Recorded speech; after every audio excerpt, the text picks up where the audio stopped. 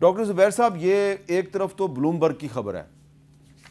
Bloomberg کہہ رہی ہے جی کہ Pakistan sees one of the sharpest drops in default risk, اور پاکستان کی جو معیشت ہے وہ بڑی ترقی کر رہی ہے اور اب ڈیفالٹ کا کوئی خطرہ نہیں ہے پاکستان کو. لیکن دوسری طرف ہم دیکھ رہے ہیں کہ یہ Microsoft, Procter and Gamble, Shell, Telenor, 11-12 important کمپنیاں پاکستان میں اپنا کام بند کر کے پاکستان چھوڑ کے چلی گئی ہیں. تو یہ بڑا فرق نظر آ رہا ہے. ایک طرف حکومت کے دعوے ہیں، دوسری طرف گراؤنڈ ریئلٹی ہے. اس کی کیا وجہ ہے؟ اس کی سب سے جو واضح وجہ ہے وہ یہ ہے کہ جو ہماری معیشت میں کاروبار کے جو ماحول ہے وہ تو بد سے بدتر ہوتا جا رہا ہے. اور جو ہماری معیشت ہے اگر اس میں کوئی استحکام نہیں، لیکن جو ایک واضح ایک بیلنس نظر آ رہا ہے وہ کو معیشت کی بہتر کارکردگی کی وجہ سے نہیں آ رہا، وہ اس لیے آ رہا ہے کہ قرضوں پہ قرضے لیے جا رہے ہیں. تو جو بلومبرگ کی جو اسیسمنٹ ہے کہ بھئی معیشت اب خطرے سے نکل گئی ہے، وہ کس چیز کا خطرہ ڈیفالٹ کرنے کا، قرضوں کو واپس کرنے کا. آئی ایم ایف جب آتا ہے تو وہ آئی ایم ایف تو یہی کرتا ہے کہ معیشت کو صرف اس طریقے سے چلائے کہ ان کے بھی جو پرانے واجبات ہیں، قرضے ہیں، وہ ہم واپس دے سکیں اور اوروں کی بھی دے سکیں. ان کو معیشت کی ترقی سے کوئی بھی تعلق نہیں ہے، اسی لیے گروتھ ریٹ بھی ہمارا کم ہے. آپ دیکھیں نا، جو ہمارا بحران ہے اس کی بنیاد کیا تھی؟ وہ تھی فارن ایکسچینج کی کمی. اسی لیے ہم گئے ان کے پاس، یا اور ایک دفعہ نہیں 2-3 دفعہ گئے. اگر آپ ہمارے ایکسپورٹ لیول کو دیکھیں وہ آج بھی 3 سال پہلے کی لیول تک نہیں پہنچے. دیکھیں نا، اگر ایکسپورٹ بڑھانی ہوتی، امپورٹس کو تو انہوں نے کنٹرول نہیں کیا. جو اکنامک پالیسیز کے طریقہ کار ہیں، ڈیمانڈ مینجمنٹ جسے کہتے ہیں، انہوں نے جو آج کل ٹرمپ کر رہے ہیں نا، جس طریقے سے ساری دنیا کے ساتھ ٹیرفز لگا دو، ہر چیز پر ریسٹرکشنز کر دو، ہم نے تو وہ طریقہ کار اختیار کیا جس سے اپنی اندرونی معیشت کو مکمل نقصان پہنچتا ہے. ہماری بزنسز بند ہونی شروع ہو گئی. دیکھیں، اگر آپ کی ایکسپورٹس بھی بڑھیں گی وہ تب بڑھیں گی جب آپ کے امپورٹڈ جو اس کے اندر پرزے لگتے ہیں اور چیزیں وہ آئیں ملک کے اندر. جب آپ نے ان کے اوپر قدغن لگا دی تو اس لیے ایکسپورٹ بھی نہیں بڑھ رہی. آپ یہ کہہ رہے ہیں تو کہ معیشت تو تباہ ہو رہی ہے، لیکن چونکہ ایک قرضہ لے کر دوسرا قرضہ واپس کرنا، وہ جو سلسلہ آئی ایم ایف نے لگایا ہے وہ چل رہا ہے. اور اس میں آپ کو بتاؤں، یہ ابھی 1-2 مہینے پہلے ہی آئی ایم ایف کی ایک رپورٹ آئی تھی، جب یہ ایک قرضے کے دوران دوسرا قرضہ بھی پاکستان نے مانگ لیا. اس میں اگر آپ دیکھیں وہ فائنینسنگ ریکوائرمنٹ بتاتا ہے کہ پاکستان کو کتنے قرضوں کی ضرورت ہے اس موجودہ مالی سال 2025 اور 26 میں، 27 میں، 28 میں ملا کر $10 ارب کی کمی ہے اس وقت پاکستان کے پاس. دیکھیں وہ ہم کہاں سے پورا کریں گے؟ ٹھیک ہے، ڈیفالٹ کیسے ہونے دے گا آئی ایم ایف؟ جب آئی ایم ایف تو بیٹھا ہوا ہمارے پروگرام میں، وہ تو نہیں ہونے دے گا نا. لیکن جو ہمارے خطرات ہیں وہ تو ویسے ہی رہے. اور اس کا جو سیاسی جو اس کا اثر ہو گیا انٹرنیشنل اثر، وہ یہ ہے کہ اب آئی ایم ایف اپنے اصلی روپ میں آ چکا ہے. یہ ویسٹرن نیشنز کا ایک فارن پالیسی کا ایک ادارہ ہے.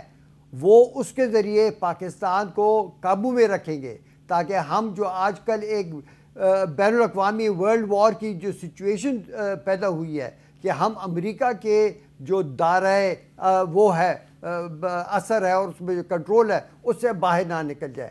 تو we are in the hands of the I M F and in the hands of the Americans. تو یہ ہم اور ہماری غلط پالیسیاں جو ہیں وہ ہمیں مسلسل اسی غلامی میں لیے جا رہے ہیں.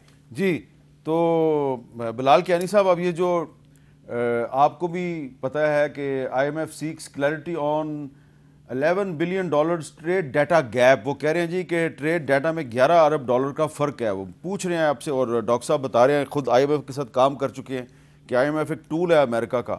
تو یہ ایک طرف ہم دیکھ رہے ہیں کہ وزیر اعظم صاحب جو ہے ان کی ٹرمپ سے میٹنگ ہوئی، سعودی عرب کے ساتھ ہمارا ایک ڈیفنس ایگریمنٹ ہوا، ملیشیا کا دورہ چل رہا ہے. اس سے پہلے پرائم منسٹر صاحب قطر گئے، بہت ڈپلومیٹک لیول پہ کافی وہ ایکٹیو ہیں. دوسری طرف یہ Microsoft, Procter and Gamble, Shell, Telenor, Pakistan سے چھوڑ کے بھاگ رہے ہیں. یہ بڑی کنٹراڈکشن ہے. جی بسم اللہ الرحمن الرحیم. احمد میر صاحب بہت شکریہ اپنے شو میں دعوت دینے کا. دیکھیے آپ کے آغاز میں سوال کے علاوہ ڈاکٹر صاحب نے بھی بڑی انہوں نے کچھ باتیں کی ہیں اور میں امید کرتا ہوں کہ میں اسی تفصیل میں ذرا جواب دے سکوں. میں بذد احترام ان کی بات سے ڈس ایگری کرتا ہوں. جی آنیسٹلی اسپیکنگ میرے خیال سے اس طرح کا ڈومز ڈے سیناریو ہرگز نہیں ہے. کیا مشکلات نہیں ہیں؟ بالکل ہیں اور ہم ان کو ہیڈ آن لے رہے ہیں. کیا پروگرس ہوئی ہے؟ بالکل ہوئی ہے اور میں آپ کو اس کے حوالے سے کچھ حقائق سامنے پیش کرنا چاہوں گا. دیکھیے پچھلے سال جب ہماری حکومت آئی تھی تو اس ٹائم پر مہنگائی کی شرح تقریباً کوئی 23% کے قریب تھی, یا پچھلے مالی سال کی فسکل ایئر جسے آپ 2024 کہیں گے. اس کے بعد ہم نے اس سال مہنگائی کی شرح بھی 4.5% تک لے کر آئے. Tax to G D P ratio میں بھی اضافہ کیا. پرائمری بیلنس کا ہم نے ٹارگیٹ آئی ایم ایف کے پروگرام کے اندر جا کر اچیو کیا. ڈیفالٹ رسک کو ریڈیوس کیا. ہم نے جو ایک فسکل اپنے جو معاملات تھے, مالی معاملات تھے, ان کے اندر جو کنسالیڈیشن لے کر آنی تھی وہ ہم لے کر آئے. مگر ساتھ ہی ساتھ جو ہمارے بنیادی وجہ بنتی ہے ملک کے اندر آئی ایم ایف میں واپس جانے کی بار بار, وہ ہوتے ہیں زر مبادلہ کے ذخائر. اس میں بھی بہتری آئی. ہم نے کرنٹ اکاؤنٹ سرپلس بھی اچیو کیا. $2.1 ارب کا کرنٹ اکاؤنٹ سرپلس ہم نے پچھلے مالی سال میں اچیو کیا, جو کہ پچھلے 14 سال میں پہلا سرپلس تھا اور پچھلے 22 سال میں ہائیسٹ سرپلس تھا. اسی طرح ہم نے tax to G D P ratio میں نے آپ کو بتایا کہ 4.4% اضافہ کیا اور 26% اوور آل ٹیکس ریونیوز میں ہم نے گروتھ کی. اور اسی طرح ہم نے جو ہمارا انٹرسٹ ایکسپنس تھا ہم نے اس میں خاطر خواہ کمی کی. 9,700 ارب روپے کا بجٹ تھا پچھلے سال کا, 8,900 روپے پہ تقریباً آیا اور اس سال اب 8,200 ارب روپے پہ آ گئے. تو 1,500 کی بجٹ میں کمی وہاں پر آئی.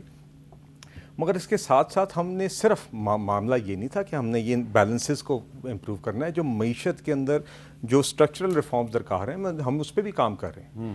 اور اس کے اندر دیکھیے چاہے وہ نجکاری کا عمل ہو, تاکہ وہ جو اسٹیٹ اونڈ انٹرپرائزز ہیں جو ہمارے لیے سالہ سال 100 ارب روپے کا ایک ہمارے لیے ایک بلیک ہول بنتی ہیں, اس کی نجکاری پہ بھی اب پی آئی اے کافی ایڈوانس سٹیج پر ہے. بجلی کی 3 کمپنیاں ہیں, ان پر بھی کام ہو رہا ہے. اس کے ساتھ ساتھ ہم انرجی سیکٹر میں دیگر ریفارمز کیے. سرکولر ڈیٹ میں ریڈکشن ہوئی, نرخوں میں کمی اس کے نتیجے میں کی گئی. آئی پی پیز کے ساتھ نیگوسیشنز ہوئیں, یہ سب آپ کے سامنے ہوا. اور آگے نجکاری بھی اس کا عمل ہے. سرکولر ڈیٹ ریڈکشن میں مزید کمی کا بھی کام جاری ہے. اس کے ساتھ ساتھ ڈاکٹر صاحب نے بھی ایک بات کی کہ ٹیرفس ہمارے ہاں بہت ہائی ہیں.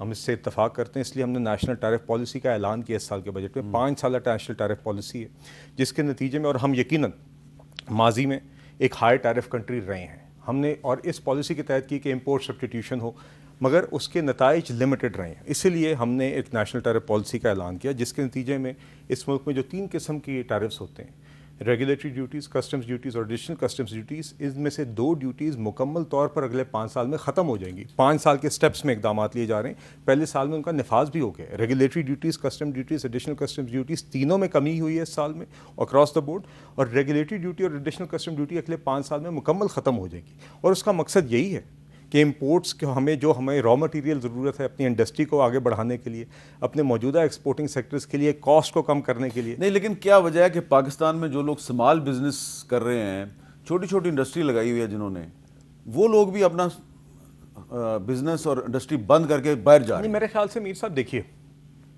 بزنسز کھلنا بند ہونا یہ سلسلہ جاری رہتا ہے. مشکلات کیا ہیں؟ بالکل ہیں, مگر اس طرح اتنا بزنس کانفیڈنس سروے آپ گیلپ کا نکال لیجئے, میرے خیال سے پچھلے کوئی 1.5-2 سال میں سب سے بہترین نتائج ابھی. نہیں, لیکن گیلپ آپ کو یہ کیوں نہیں بتا رہا کہ یہ Microsoft, Procter and Gamble, shell, Telenor, یہ کیوں چلے گئے پاکستان سے؟ نہیں دیکھیے, اب جس طرح پروکٹر اینڈ گیمبل کی ایک مثال لے لیتے ہیں. کاروبار ہے, کاروبار روزانہ گلوبل سطح پہ کبھی کسی پروڈکٹ کا, کبھی کسی ریجن کا اپنا فیصلہ کرتے ہیں. اس کے اندر ایک پہلو یہ بھی ہے کہ ہمارے کچھ لوکل کمپیٹیٹرز وہاں پہ بہتر کمپیٹ کرتے ہیں. میں ساتھ ہی ساتھ آپ کو 6 نام بتا سکتا ہوں جو اسی دوران میں آئے بھی ہیں. ارامکو آیا ہے, BYD پاکستان میں آئی ہے. ساتھ ہی ساتھ آپ کی بھی مشرق ڈیجیٹل بینک نے ابھی اعلان کیا ہے, گنبر ہے, وافی ہے. اور مشرق ڈیجیٹل کے لانچ پہ میں خود موجود تھا, اور عبدالعزیز الغریر جو اس کے چیئرمین ہے مشرق گروپ کے, انہوں نے باقاعدہ یہ بتایا یہاں پہ. انہوں نے کہا جی کہ نہ صرف ہم نے پاکستان میں بزنس لانچ کیا, ابھی چند ہفتے پہلے کی بات ہے, کہتے ہیں ہمیں کانسیپٹ سے آپریشن لانچ تک 12 مہینے سے کم لگے, جو اور ملکوں میں 5 سال لگتے ہیں.